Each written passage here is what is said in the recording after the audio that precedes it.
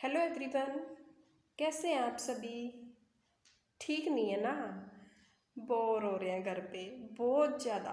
थोड़े बहुत भी नहीं, बहुत ज़्यादा। चलो आज हम एक टॉपिक स्टार्ट करते हैं जो कि बीएड फर्स्ट ईयर का है। The paper name is childhood and growing up and the topic name is play and child development. इस प्ले एंड चाइल्ड डेवलपमेंट में हम ये बताएंगे कि जो प्ले होता है वो बच्चों के डेवलपमेंट के लिए इम्पोर्टेंट है या नहीं है, या फिर वो मतलब उसके बिना हमारा काम चल सकता है। लेकिन इसको पढ़ने के बाद मैं इतना ही कहूँगी कि ये जो प्ले है ये बच्चे के करिकुलम में ज्वाइन जरूर होना चाहिए, क्योंकि जब बच्चा खुद प्रैक्टिकल करता है, खुद ऑब्जर्व करता है, तो बहुत कुछ सीखता है, बहुत ही ज़्यादा सीखता है। तो let's start. Play and child development. जो ये वर्ड प्ले है इसकी बहुत बड़ी अहमियत होती है छोटे बच्चे की, या एडल्ट भी कह लो, उसकी डेवलपमेंट में भी, उसकी ग्रोथ में भी। हम बचपन में बहुत खेले हैं, बहुत सारे गेम खेले हैं, तो उसमें भी हमारी डेवलपमेंट हुई है कहीं ना कहीं, कैसे ना कैसे हर तरह से डेवलपमेंट हुई है। एक जो इन्फेंट होता है, छोटा बच्चा होता है, वो भी अपने हाथ पैरों को, अपने लिप्स को हिला के वो बताता है कि वो भी प्ले कर रहा है। तो इस तरह से बहुत सारी डेवलपमेंट हुई है ये। और हर बच्चा हर तरह से अलग अलग तरह से खेलता रहता है।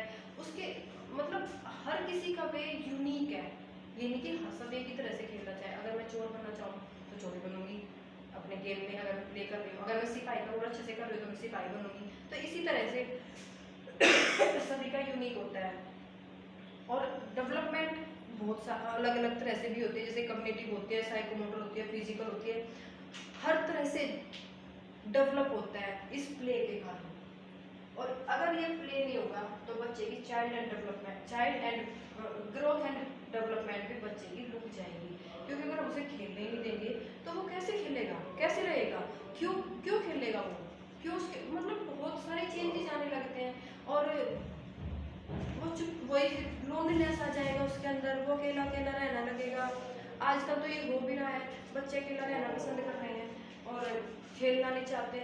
लेकिन अगर हम उसको खेलने दें तो उसका जो माइंड है, उसकी जो फिजिकल डेवलपमेंट है, उसका जो कॉग्निटिव डेवलपमेंट है, वो अब बहुत ही अच्छे से डेवलप हो जाएगी।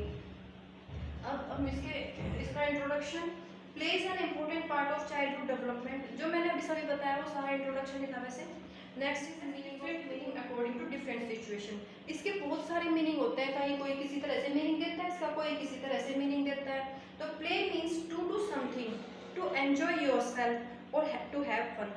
कुछ भी करना अपनी मर्जी से, कुछ भी खेलना, कुछ भी कहीं भी जाना, कहीं भी घूमना, कुछ भी एंजॉयमेंट भी हो सकता है, खेलना भी कुछ भी हो सकता है, या फिर कुछ भी मस्ती करना, ये कहीं भी किसी भी चीज़ में पार्ट लेना, कुछ भी लिखना। अगर आपको लिखना पसंद है तो लिखना भी एक प्ले ही है। हम यूँ कह सकते हैं कि अगर हम जो हम हैं, जो अब हम कर रहे हैं, वो भी तो एक प्ले ही है। हम काम करते हैं ना तो वो भी एक प्ले ही होता है, लेकिन जब हम प्ले करते हैं वो एक काम नहीं होता। इसमें भी बहुत बड़ा डिफरेंस होता है।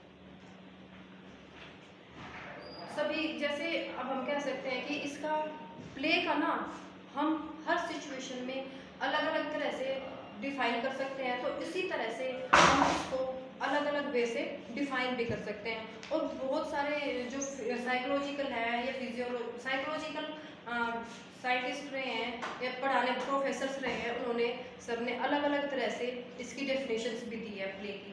जैसे according to Crow and Grow, play can be defined as the activity which a person engages when he is free to do what he wants to do। Play activity है, ऐसी एक्टिविटी है जब वो कुछ करना चाहे और वो उसके लिए फ्री हो। According to Hurlock, play relates to any activity engage in for the enjoyment, gives without consideration of the end result. एक ऐसी एक्टिविटी जिसमें वो खेल रहे हो लेकिन उसका कोई एंड ना हो, उसमें खूब मस्ती कर रहे हो। According to Rose, play joyful spontaneous creative activity in which man find his fullest self expression. और इसमें अकॉर्डिंग टू रोज ये जॉयफुल स्पॉन्टेनियस एक्टिविटी होती है और क्रिएटिव एक्टिविटी होती है, जिसमें वो अपने खुद के सेल्फ एक्सप्रेशंस भी दे सकता है। जैसे अगर मैं पुलिस का रोल कर रही हूँ तो जरूरी नहीं जिस पुलिस को मैंने देखा उसी के अकॉर्डिंग करूँ, मैं अपने अकॉर्डिंग भी रोल कर सकती हूँ। तो पहले भी बताया था कि प्ले और वर्क अलग अलग चीज़ है और एक भी है और इंटरडिपेंडेंट भी है। प्ले वर्क हो सकता है, प्ले वर्क नहीं हो सकता, लेकिन जो वर्क है वो प्ले हो सकता है। Play is something that you do for fun. Play वो चीज़ होती है जो हम अपनी खुशी के लिए करते हैं, लेकिन वर्क जो हम अपने कैरियर बनाने के लिए करते हैं, फ्यूचर बनाने के लिए करते हैं, अपनी लिविंग बनाने के लिए, अर्निंग के लिए करते हैं। It is self chosen activity. जो प्ले होता है वो सेल्फ चूजन होता है, जबकि work it has definite intent and A prescribed outcome. ये हमें दूसरों से जो हमें चीज़ें मिली हैं उसके थ्रू ये होता है। जैसे हमें बहुत सारी इंफॉर्मेशंस मिली जगह जगह से, नॉलेज मिली जगह जगह से, तो उसके थ्रू जो हमें नॉलेज मिल रही है, इंफॉर्मेशंस मिल रही है, उसके थ्रू जो हम प्ले कर रहे हैं या काम कर रहे हैं, ये उसे हम वर्क कहते हैं। Play is free and spontaneous, work is never free and spontaneous. Play is indulge of its own accord rather than from any external motivation. Work is carried on for achieving an external objective. In play, one output, one's heart. In work, we are not usually find such absorption and joy. In play, one put one's heart and soul and derives maximum enjoyment. लेकिन work में ऐसा नहीं होता। Play में भी a part of work, work is part of play. When spirit of play is present, that is play. जब spirit of play present होगी तभी play कहेंगे उसे। अगर वो absent होगी, जब वो एब्सेंट होगी तो वो एक काम ही नहीं, यानी कि जब हमारा काम करने का मन ही नहीं है तो फिर मतलब कुछ करने का मन ही नहीं है तो वो काम होगा। और जब वो हमारे में कहा जा रहा है लेकिन हमें हमारा मन नहीं है तो वो काम होगा। जब हमारा से मन है ना, वो हमारी स्पिरिट है, हमारे अंदर से आ रहा है, तो वो एक प्ले होगा। Types of play. जो प्ले होता है ना उससे जो दिमाग का विकास होता है या डेवलपमेंट होती है उसे हम कह नहीं सकते कि कैसे कितने अच्छे तरीके से होती है। बच्चा तो बच्चा, इससे अडल्ट या बूढ़े, अगर कहीं पे भी जब वो प्ले स्टार्ट करते हैं, जब वो उसको प्रैक्टिकली देखते हैं, प्रैक्टिकली करते हैं, तो वो उससे जो डेवलपमेंट होती है वो इतनी हो जाती है, उसको याद रह जाता है कि हाँ हमने उस प्ले में ये किया था, उससे हमें ये मोरल मिला था या उससे ये हुआ था। वो उसकी लाइफ टाइम तक याद रहता है। ब्रेन का फेवरेट वे ऑफ लर्निंग होता है, ये नेचुरल होता है, स्पॉन्टेनियस होता है और ये डिपेंड भी करता है एज पर, इंटरेस्ट पर, पर्सनालिटी पर, कल्चरल पैटर्न पर, सोशल एक्टिविटीज़ पर। हमारी age, interest, cultural activities, social activities और पर्सनालिटी एबिलिटी पर भी डिपेंड करता है। Each child have unique nature, और सभी का अलग अलग तरह का नेचर होता है। Play social behaviour which differ in various age group and depend upon level of development. और लेवल ऑफ डेवलपमेंट पर भी डिपेंड करता है। जैसे चाइल्डहुड है उसमें बहुत ज़्यादा डेवलपमेंट होती है, फिर अडल्टहुड में दूसरी टाइप की डेवलपमेंट होती है, और जब बूढ़े होने लगते हैं एज्ड में, उससे और तरह की डेवलपमेंट होनी स्टार्ट हो जाती है। तो उसमें ये अलग अलग तरह के रोल प्ले करता है। ये बहुत तरह के होते हैं, इनको हम बहुत डिफरेंट टाइप में कन्वर्ट, डिफरेंट टाइप्स के होते हैं। लेकिन अभी जो अकॉर्डिंग टू बुक में जो मैंने देखे हैं उसमें से solitary, fantasy and imagination, parallel play, associative play, cooperative play, pretend. Solitary play ये एक इंडिपेंडेंट प्ले है, यानी कि इसमें बच्चा सिर्फ अपने आप खेलना पसंद करता है। वो किसी और को, कोई और उसके साथ खेले वो नहीं चाहता कि कोई और मेरे साथ खेले। वो अपने खिलौनों से, वो अपने किताबों से, सिर्फ इन्हीं में ही खेलते रहना पसंद करता है। वो सिर्फ इन्हीं चीज़ों से, टॉयज, ब्लॉक्स, बुक्स और अपने ऑब्जेक्ट लाइक स्टिक, स्टोन, इन चीज़ों से ही अकेले ही खेलना पसंद करता है। उसमें जंपिंग भी आ जाती है, रेसिंग भी आ जाती है। उसका कोई connection, no connection is made with everyone, उसका कोई कनेक्शन नहीं होता किसी के साथ। सॉलिटरी जो है वो प्ले जो होता है वो जीरो से, यानी कि जो छोटे एकदम जो बेबी बोर्न होता है उससे लेके 2 साल तक के बच्चों में मिलता है। लेकिन ये कभी कभी अडल्टहुड में भी मिलता है, जब बच्चे अडल्ट एज पे आ जाते हैं उसमें भी बच्चे अकेले रहना पसंद करते हैं और अकेले प्ले करना पसंद करते हैं। It teaches babies how to entertain themselves, ये उन्हें ये सिखाता है कि अपने आप खुद को हम कैसे एंटरटेन कर सकते हैं। Next is fantasy and imagination. Fantasy और इमेजिनेशन में हम ये कह सकते हैं कि वो इमेजिनेशन में कहीं कहीं घूमने लगते हैं बच्चे, छोटे छोटे बच्चे अपनी लड़कियां होती हैं परियां परियां बन के कहीं कहीं घूमने लगती हैं अपने सपनों में, जो लड़के होते हैं वो कहीं कहीं घूमने लगते हैं, वो देखते हैं कि मैं इतना हेल्दी हूँ, मैंने उसको मार दिया, मैंने ये कर दिया, और वो लड़कियां अपने परी बन के आसमानों में घूम रही हैं। तो इस तरह से इमेजिनेशन में भी गुम हो जाते हैं। First, fantasy means the situation that are not true that you just imagine. वो सच नहीं होती, जैसे मैंने अभी बताया कि लड़कियां परी बनना चाहती हैं लेकिन वो सच नहीं है, वो सिर्फ एक इमेजिनेशन है। इमेजिनेशन का मतलब उनकी हम जो इमेजिन हम करने लग रहे हैं उसकी पिक्चर को क्रिएट कर लेना। वो अकेले भी इसको परफॉर्म कर सकते हैं या फिर ग्रुप में परफॉर्म कर सकते हैं। चिल्ड्रन में dream of Spiderman, Bhim, Hanuman etcetera, वो जैसे मैंने अभी बताया था वो पावरफुल मैन की तरह बिहेव करते हैं।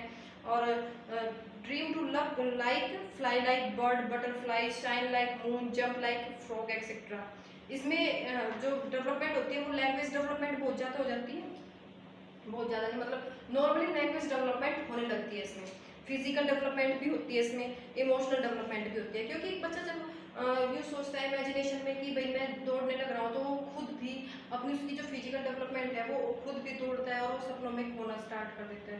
इमोशनल डेवलपमेंट भी होती है, वो अपने चैनल्स देखता है, कार्टून चैनल्स, अगर वो रोते हैं तो वो उनके साथ रोना भी स्टार्ट कर देता है कभी कभी, वो उसके साथ हंसना भी स्टार्ट कर देता है कभी कभी।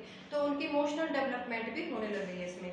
नेक्स्ट इज पैर, जैसे कि एक प्ले में हर कोई अपना अपना काम कर रहा है लेकिन किसी दूसरे को अफेक्ट किए बिना। जैसे हम बिल्डिंग ब्लॉक्स बना रहे हैं, एक छोटे बच्चे को कह दिया कि वो ब्लॉक बनाए, लेकिन वो ब्लॉक तो बना रहे हैं अपने अपने, वो सेम काम कर रहे हैं लेकिन वो उससे चैट नहीं कर रहा, वो उससे बात नहीं कर रहा, ना वो उसके काम को, ना वो उसके सामान को छेड़ रहा है, कोई भी मटेरियल नहीं ले रहा जो प्ले मटेरियल में यूज हो रहे हैं, वो अपना ले रहा है, वो अपना ले रहा है। Next is associative play. Parallel play में तो ये था कि वो एक दूसरे के चैट किए, एक दूसरे से चैट किए बिना या एक दूसरे का मटेरियल यूज किए बिना वो प्ले खेल रहे थे। लेकिन एसोसिएटिव प्ले में वो एक दूसरे का मटेरियल भी लेते हैं, चैट भी करते हैं और एक दूसरे को छेड़ते रहते भी हैं, खेलते रहते भी हैं। चिल्ड्रन प्ले, और वो सेम गेम ही होता है, पैरेलल प्ले में भी सेम गेम खेलते हैं। जैसे ये कह लो कंपटीशन हो रहा है रेस का, कर तो रहे हैं सारे रेस, ना वो एक दूसरे के साथ चैट कर रहे हैं, ना एक दूसरे का मटेरियल यूज कर रहे हैं, अपना ही मटेरियल यूज कर रहे हैं। तो इसलिए जो वो प्ले हो रहा है वो एक पैरेलल प्ले हो गया। एसोसिएटिव प्ले एक ड्रामा कह लो, जैसे कि ड्रामा में हम एक दूसरे का मटेरियल भी यूज कर सकते हैं, बाई चांस मेरा कोई मटेरियल गुम हो गया तो मैं किसी और से एक्सचेंज कर सकता हूँ जब तक उसका पार्ट नहीं आता। तो इस तरह से एसोसिएटिव प्ले हो गया। Children plays the same game with doing everything but they do not work together to create common thing. Drama में हम अपना अलग अलग रोल करते हैं, कोई मम्मी का कर रहा है, कोई पापा का कर रहा है, कोई टीचर का कर रहा है, कोई पेरेंट्स मतलब कोई दादा दादी का कर रहा है, जैसे एक ड्रामा हो गया।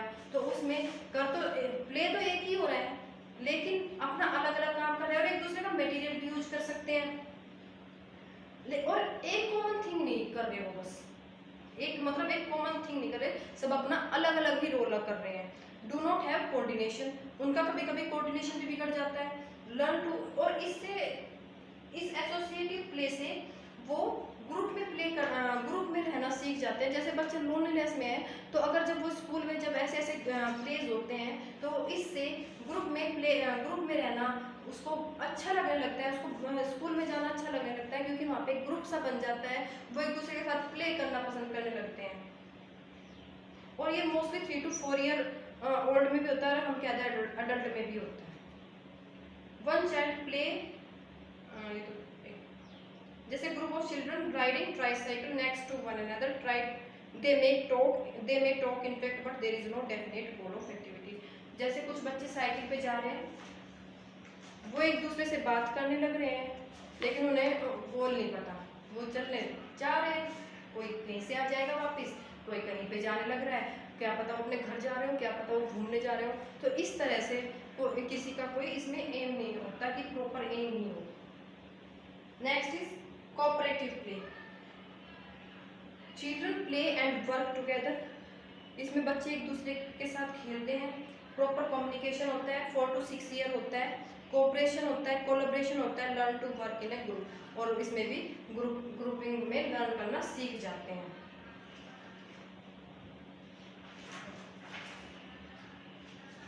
इस कोऑपरेटिव इसमें कोई उनका एम नहीं होता, होते ग्रुप में है लेकिन इसमें कोई एम नहीं होता, कोऑपरेटिव में आके उनका एम हो जाता है ज्वाइन विद सोशल एक्टिविटीज और इन्वॉल्व डिग्री ऑफ सोशलाइजेशन। और कुछ सोशल एक्टिविटीज भी वो ज्वाइन करना स्टार्ट कर देते हैं, जैसे स्कूलों में होना स्टार्ट हो जाती है सोशल एक्टिविटीज, तो उसमें पार्टिसिपेट करना पसंद करना चाहते हैं, उनमें पसंद कर उसको सोशल एक्टिविटीज में पार्टिसिपेट करना वो पसंद करने लगते हैं, उनमें मैच्योरिटी आ जाती है। Develop children for sharing responsibility, और अपनी रेस्पॉन्सिबिलिटी को वो समझना स्टार्ट कर देते हैं, और म्यूचुअल इंटरेक्शन भी आ जाता है, वो एक दूसरे की हेल्प तक भी कर देते हैं। Next is pretended play. This type of play are perform by children individual और इन ग्रुप। प्रीटेंडेड प्ले को एक इंडिविजुअल में भी और हम ग्रुप में भी कर सकते हैं। Child play a role such as, इसमें बच्चा डॉक्टर, कुक, टीचर, नर्स, ये सारे रोल, इस तरह के रोल प्ले करता है, लेकिन वो सिर्फ अपनी मर्जी से करता है, जो उसके ऊपर कभी कभी वो हिस्टोरिकल रोल भी प्ले करता है, जैसे गुरु चाणक्य का या फिर चंद्रगुप्त मौर्य का, इस तरह के रोल भी प्ले करते हैं। इसमें सबसे ज़्यादा फर्क इसी बात में पड़ता है कि उनकी लैंग्वेज डेवलपमेंट हो जाती है, उनकी स्किल लैंग्वेज भी, स्किल भी, और क्या बोलते हैं कॉग्निटिव डेवलपमेंट भी हो जाती है, सोशल इमोशनल डेवलपमेंट हो जाती है, और बहुत सारी डेवलपमेंट्स हो जाती है। It also can be said as form of symbolic play as a child use object, action, ideas and imagination etcetera. इसको हम एक सिम्बॉलिक फॉर्म भी कह सकते हैं, क्योंकि कभी कभी बच्चे इसको सिम्बल्स की फॉर्म में भी इस प्ले को रिप्रेजेंट कर देते हैं। जैसे हम कभी कभी किसी मटेरियल को यूज करते हैं, जैसे जब कोई टीचर आपको चुप रहने के लिए बोलती है तो वो सिर्फ अपने होठों पे उंगली लगा देती है, उसका मतलब ये होता है कि सारे बच्चों को वो ये कह रही है कि चुप हो जाओ। कभी कभी टीचर जब चिल्लाना पसंद नहीं करती तो ऐसे ही बोल देती है, या फिर कभी कभी जब मॉनिटर क्लास में खड़ा हो तो अगर वो नाम लिख रहा होता है तो वो बच्चे की तरफ देखता है, इशारा करता है और उसका नाम लिख देता है, तो इसका मतलब वो भी एक प्ले ही हो गया। तो इस तरह से इसको हम प्रीटेंड प्ले कहते हैं, और फिजिकल डेवलपमेंट भी होती है। Thank you. और लास्ट में मैं इतना कहूँगी, प्लीज़ शेयर एंड सब्सक्राइब और लाइक भी ज़रूर कर देना। I will be very thankful to you.